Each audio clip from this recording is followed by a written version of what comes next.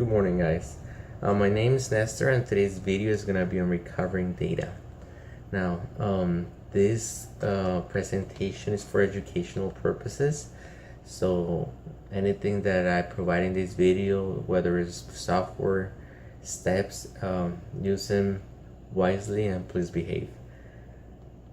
Now, I did this video because data recovery is something that we're currently facing every day, I can say.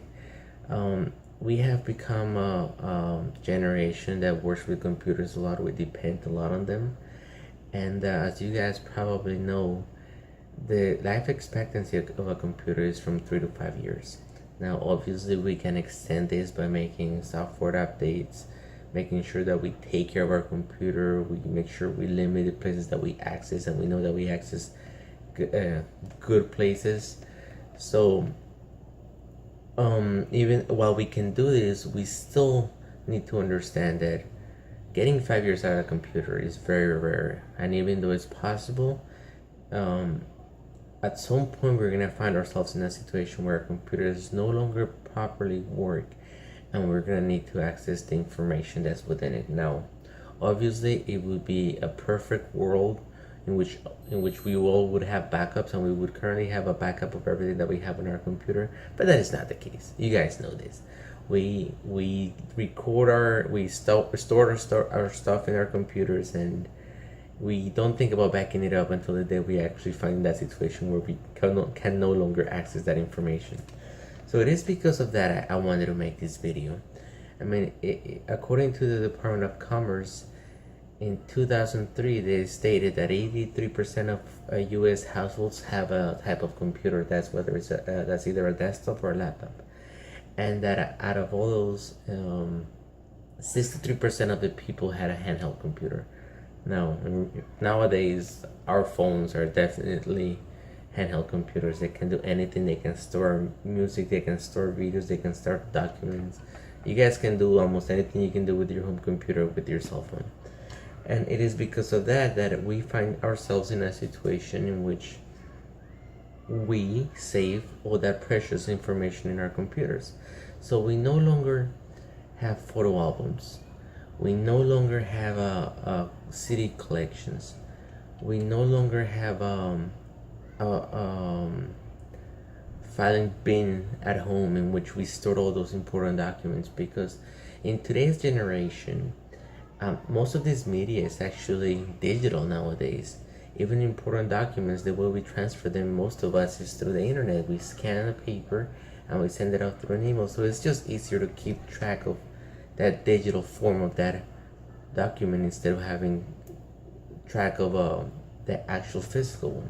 So even though this has made our life easier, and we no longer need that big bookcase with all the photo albums, or that huge stack of CD cases with all those CDs in there, or the filing bin, we no longer need that. And the idea that we can actually access this information faster has made it obvious why we now store everything on our computers. And like I said, even though it's a great advantage, it has made us vulnerable, because being that computers live 3 to 5 years on average, the day that we lose that computer and we no longer have access to it, we're stuck in a situation where we could seriously lose the opportunity of recovering all those files. And it is that same reason why I wanted to make this video. I wanted everybody to have an idea on how to recover data if it ever came that day in which you were faced with this situation. So I hope you guys enjoyed this video. If you guys have any questions, please make sure that you comment, add a comment down below, and enjoy. So now let's get on with it. Now, the first step when it comes to data recovering is we need to assess our personal situation. In other words, what is it that is stopping us from accessing that precious information that we want back? And there are simple steps to this. In reality, there are two main cases, and these are: is the hard drive physically damaged, or is it just a software issue with our operating system that is not allowing us to get our information back? Now, this is important because depending on what is it that is affecting us, the steps required to access that information are going to vary greatly. Now, looking at the first option, talking about how hard drive can be physically damaged, it would be a daunting task for somebody with our type of expertise. As a person that is new to this, I can definitely say that when it comes to trying to access information on a hard drive that has been physically damaged, such as being burned or dropped on, and the moment that we lose any connectors on that hard drive, we cannot longer easily access that information.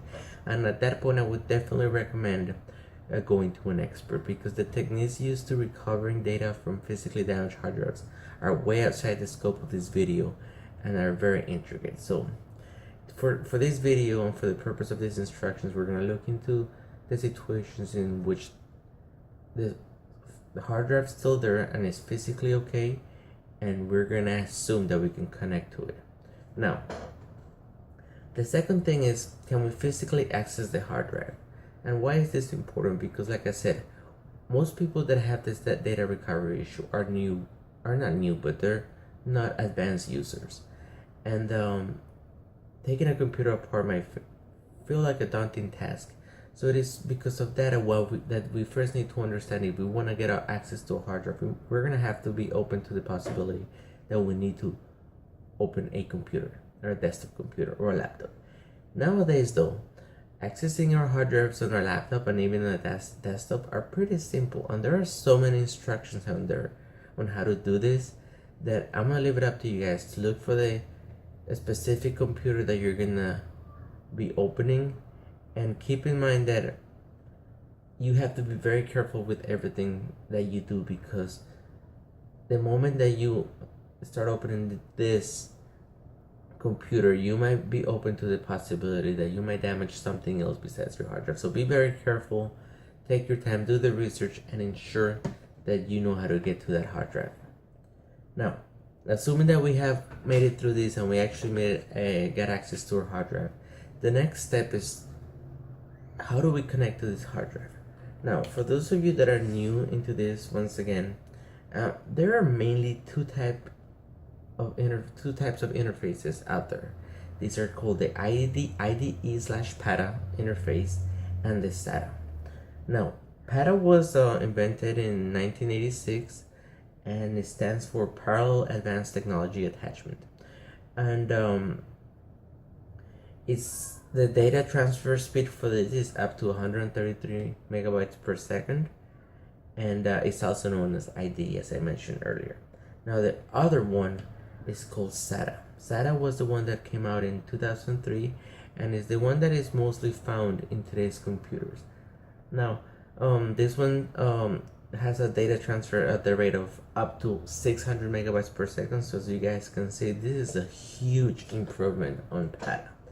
Now, all this information is good to know, but in reality, we need to know what they look like, because that's what we're doing. We need to identify what is the type of interface that we're going to be accessing, and which is the type of connections that we're going to need. Now, on this picture here, you guys are going to be able to see what a PATA connection looks like.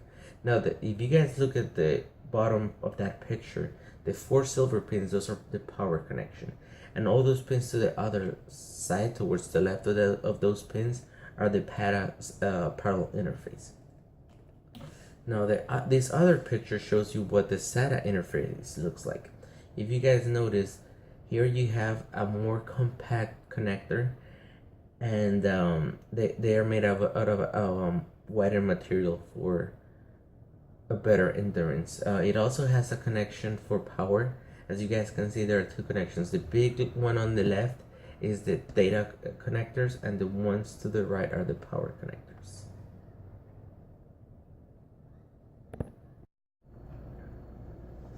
So now that we know what the interface looks like on the hard drive, we now have to get the right equipment for the actual data transferring.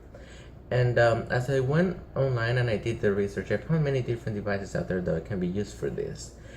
And there were 3 that caught my attention, and I wanted to show you guys these 3 different devices, because as everything in life, they have their pros and cons, but they do a very they work with this hard drives in a very distinctful manner as opposed to the other 2, and we're gonna go into them.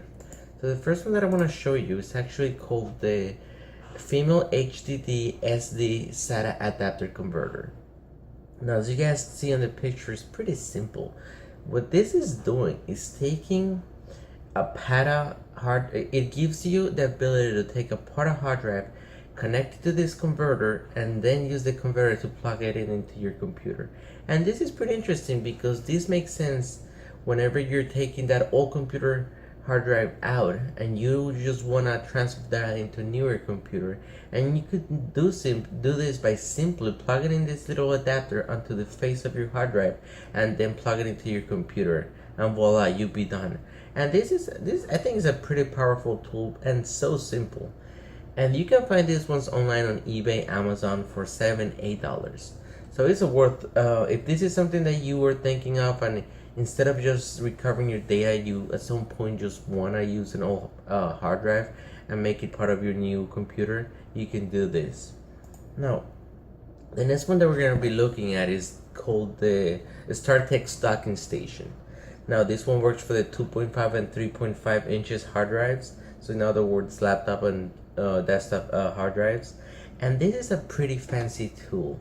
Now, when I say fancy obviously means it's going to be a little bit more expensive. But I think that if you are willing to get into this and this is something that you're going to be doing constantly, it's a great tool to have. Now, the advantages of this, obviously, as you can see on the picture, you can plug in the two hard drives and you can transfer information from one to the other. I read on the instructions in the data sheet that it has the ability to transfer information up to 1.6 gigahertz or something. So that's pretty fast. The other thing that is great about this is that the station comes with its own power supply, so you don't have to worry about anything. All you gotta do is put those hard drives in that docking station, and then you'll be able to access that information as a regular hard drive. So this is a pretty cool, interesting tool to have. Like I said, it's a little bit more expensive, but I think that if this is something you're going to be doing constantly, it's worth having. Now, the next one I think is a pretty neat tool as well. Instead of being a docking station, this is just a bunch of cables put together that can pretty much do the same as a docking station, except with the fact that you will only be able to connect one hard drive to your computer. Now, as you guys, this is the Sanoxy PATA SATA adapter converter, and it's a pretty neat tool. This is the one that I ended up getting for this project. Now, the advantages, the first one and frontmost is the price. I found this one online for $8.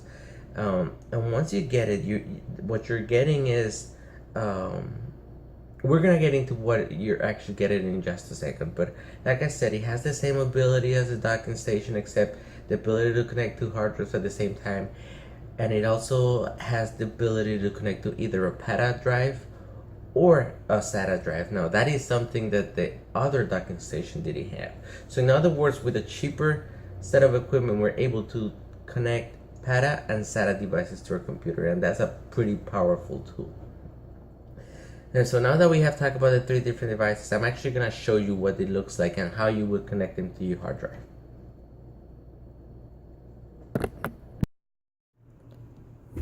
So after waiting for 2 days, I finally got my devices. Now, what I ordered, like I mentioned earlier, was the adapter cable. Now, the adapter cable is composed of 4 different pieces: the power supply, the USB to PATA converter, and 2 adapting cables. Now, I'm going to show you what each of these cables does. So, like I said, we do have a power supply. The power supply is a simple AC DC adapter. It has an output of 12 volts and 2 amps. Now, on the other side, you're going to notice that this connects to the regular PATA power supply. You have the 4 prongs there, and you simply connect it to a PATA drive. Now, the other cable is the USB to PATA. Now, as you can see, this is the one you're going to plug into your USB port, and here you have the PATA. It has 2 parts of the 2 versions: the standard and the newer version. As you can see, the only difference is that this side is missing a small pin in the center. There you go. Now, the way they engineered this is that they created a system that works for PATA, but they gave you the option to modify it so you can use SATA devices. So like I said, so when it comes to the power, if you're gonna use SATA, you plug this right into your hard drive. However, if your hard drive is a SATA interface setup, you're gonna need this adapter. Now what this adapter does, it takes those 4 prongs right here and plugs them into and converts them into the regular SATA interface. Now we're gonna go ahead and plug those in.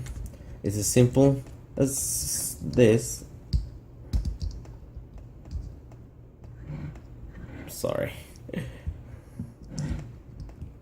There. And from there, we're gonna go ahead and get a hard drive. This is a 2.5 inches hard drive that I got out of a laptop. As you can see, there is the SATA interface. Here's the power, and here's the SATA connection. Now, and what we do is, like I said here, we're connecting the power, correct? So this one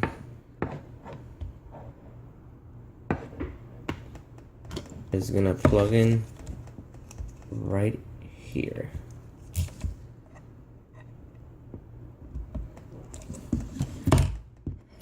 Now the next step is this cable right here. This cable, like I said, is the one that's gonna go to your computer.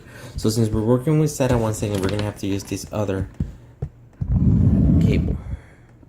What this cable does is simple. It takes this port right here and connects to our hard drive. Here now we're gonna go ahead and take our USB port and we're gonna plug it into our computer and use it just as a regular external hard drive.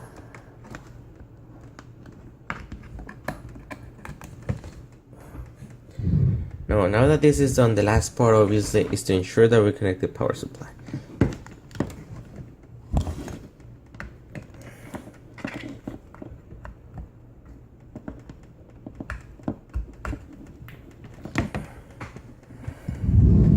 And voila, everything's connected. Power supply, it comes into the adapter goes to the hard drive, and on the other side we have the SATA interface adapter going to the PATA hub, and from the PATA hub it connects to the computer. Okay, so now we have connected our device, and now we're gonna have a look at the desktop and see what's going on that device that we connected. Now, remember, we connected my hard drive, and this hard drive is a hard drive that my friend gave me. Well, actually, he gave me a computer to the one I could not start. Every time I tried to start either on safe mode or regular mode, it seemed like the computer was missing some boot up files, and because of that, the operating system would never start. So for the everyday user, this is the reason why they would not be able to access their information.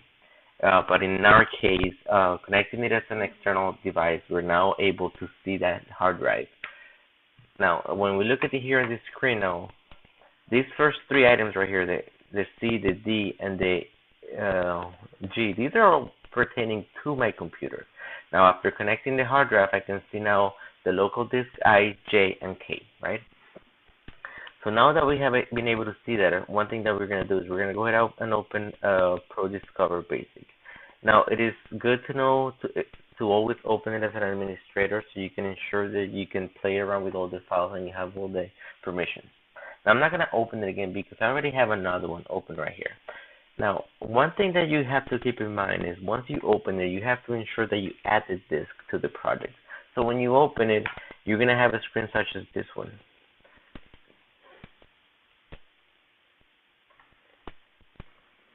I'll show you guys in just a second. I want to first show you everything that I already found on this hard drive, and it shows that I can have now access all the information on it. Now, first of all, when we look at this screen, we see here, remember the drives that I was mentioning earlier, the I, J, and K? Well, here's J, here's K. I opened up I, and then we can see everything that is on that hard drive. If you guys see, it's the same setup that you would have on your regular computer. You have the program files for 64-bit and the program files for the 32-bit that are 32-bit architecture per se. Now, my friend said to make sure that we go in there and we're gonna get his movies. So right here we can see the movies that he's trying to get access to. So as you can see, all that information is here. One thing that I have noticed though, actually when I click on that, if you guys look up here, it tells you what the file is, what the size is, and if it has been deleted or not. So sometimes using Pro Discover Basic, we're able to recover that information even if it has been deleted. Now, another thing that I want to bring up to your attention is that whenever we use Pro Discover on a small flash drive, it is pretty easy to access it and everything works fast.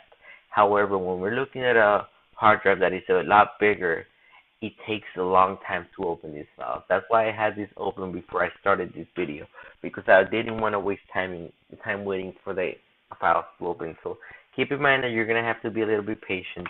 And when you try to open a new carpet, you're going to see how it grays out. But if you click on the stop sign right away, it'll open up and it'll show you what is it that you clicked on. Like for instance, we got Adobe here. Let's say we click program files, we're going to get that gridded out screen again. We wait a couple of seconds, and then we click on the red hand, and you guys will notice that the carpet opens. So that's something to keep in mind. Be patient. Pro Discover also gives you the option for searching a file. You can go to,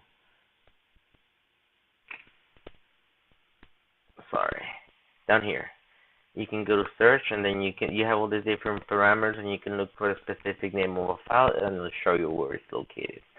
So that would be part of another video. However, I just want to let you guys see now that all the information that you guys wanted to recover is readily available. It's just a matter of searching what we wanted. And in my friend's case, we found his movie, 12 Years as a Slave. Now, I hope you guys enjoyed this video. And if you guys have any more questions, like I said earlier, make sure you guys add your comments below in the comment area.